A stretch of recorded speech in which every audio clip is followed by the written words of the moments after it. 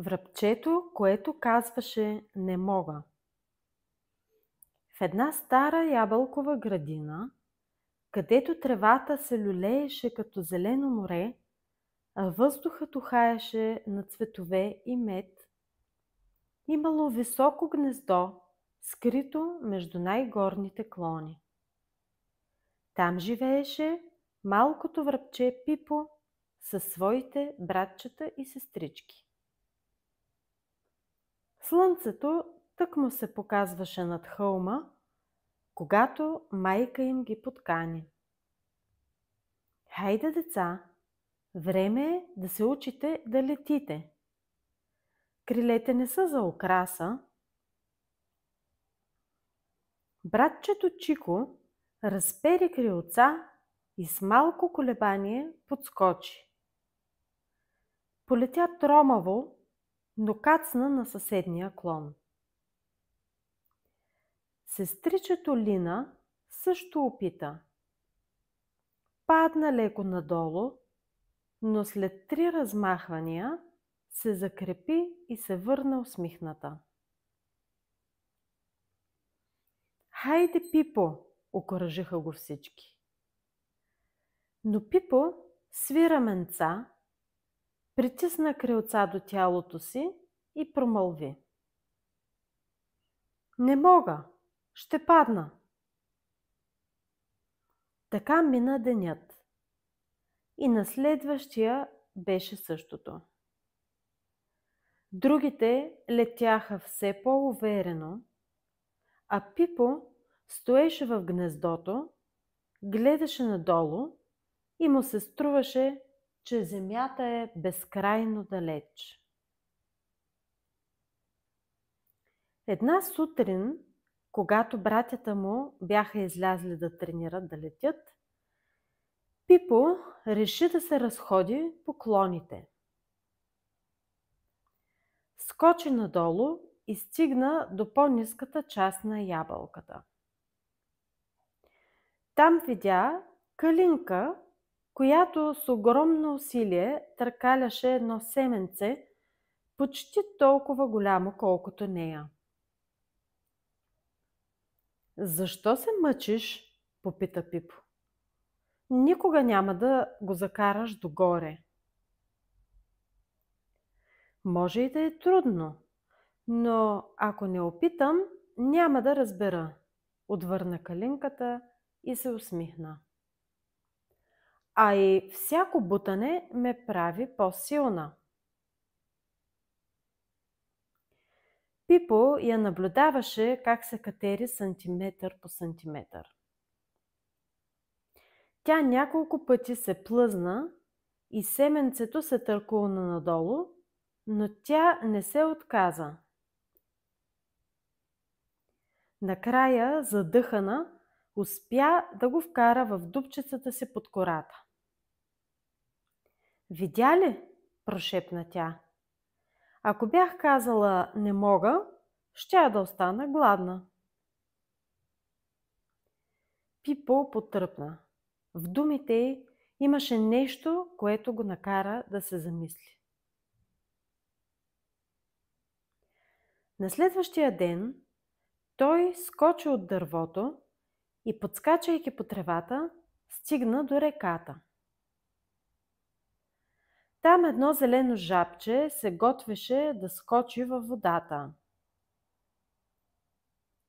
Това изглежда страшно, каза Пипо.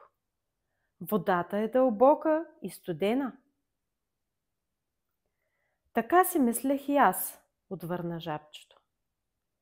Първия път треперех, но си казах, ще пробвам.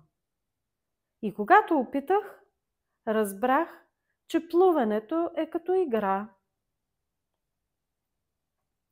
С едно весело цоп, жабчето се гмурна и започна да плува в кръг. Капчици вода блестяха на слънцето, като малки диаманти.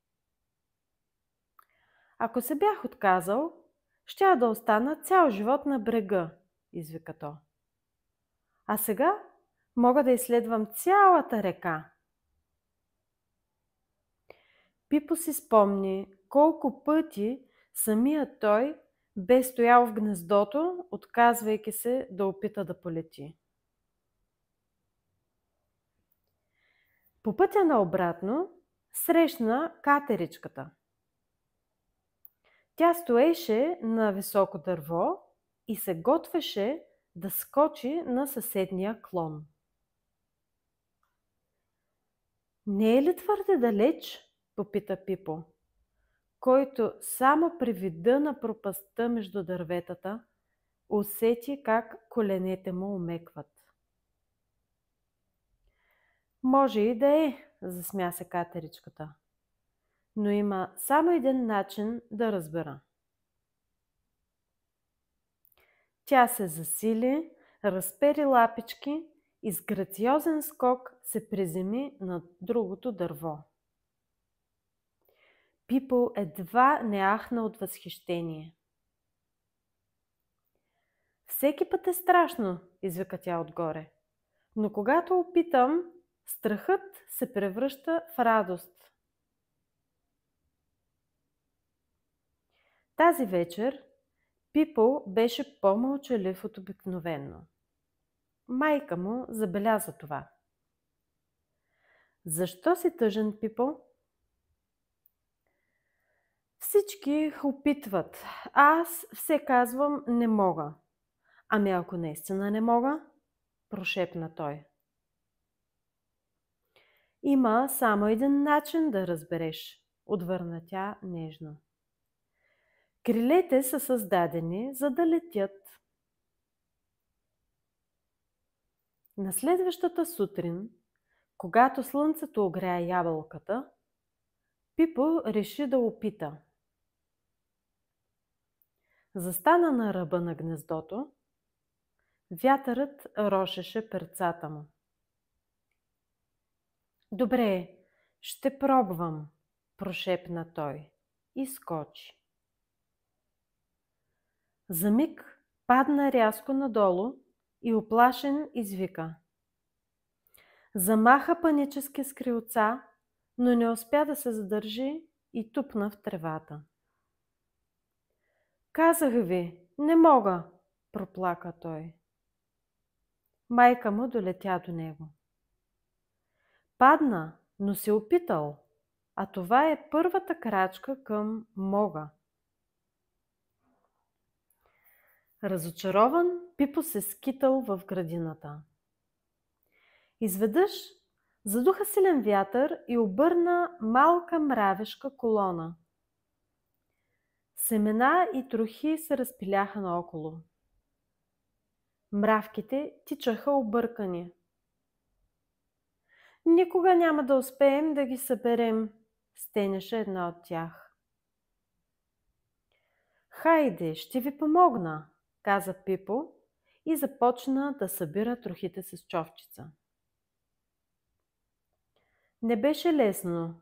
Някои падаха, други се плъзгаха, но малко по малко всички се върнаха на мястото си. Мравките го поздравиха. Благодарим ти. Ти каза, ще помогна, а не мога. Без теб нямаше да успеем. Пипо усети топлина в гърдите си. Скоро небето потъмня и заваля дъжд. Пипо се скри под един голям лист. Но видя малка пеперутка, мокъра и трепереща на тревата. Никога няма да мога да излетя в такъв дъжд, проплака тя. Ела при мен, ще те покрия, каза Пипо и разтвори крилца над нея. Те стояха заедно, докато бурята премина. После пеперудата размаха крилца и отлетя. Ако не беше ти, нямаше да оцелея.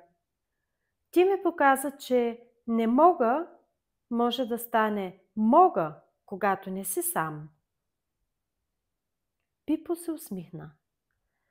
Може би крилете му бяха по-силни, отколкото вярваше. На следващата сутрин, когато слънцето блесна след дъжда, въздуха беше чист, тревата обсипана с сребърни капчици. Пипо отново застана на ръба на гнездото. Сърцето му биеше бързо. Ако пак падна, попита той. Ако опиташ още веднъж, вече няма да е същото, каза майка му. Всяко падане е стъпка към летенето. Пипо си спомни калинката, която не се отказа. Жабчето, което скочи във водата. Катеричката, която полетя между дърветата. Мравките, които успяха заедно. Пеперудата, която оцеля. Добре, ще опитам още веднъж, извика той и скочи. Този път крилцата му се разпериха широко. Замаха веднъж, два пъти, вятърът го подхвана. Той вече не падаше, носеше се във въздуха. Летя! Извика Пипо, а братята и сестричките му пляскаха с крилца около него. Той направи кръг над ябълката, после втори. Земята вече не изглеждаше страшна, а красива. Вятърът галяше перата му, небето се разтваряше пред него. Кацна обратно в гнездото, задъхан и сияещ. Аз мога, прошепна той щастливо. От този ден нататък Пипо вече не казвал веднага не мога. Когато нещо му изглеждало трудно, си спомнял думите на майка си. Първо опитай, после ще разбереш дали можеш.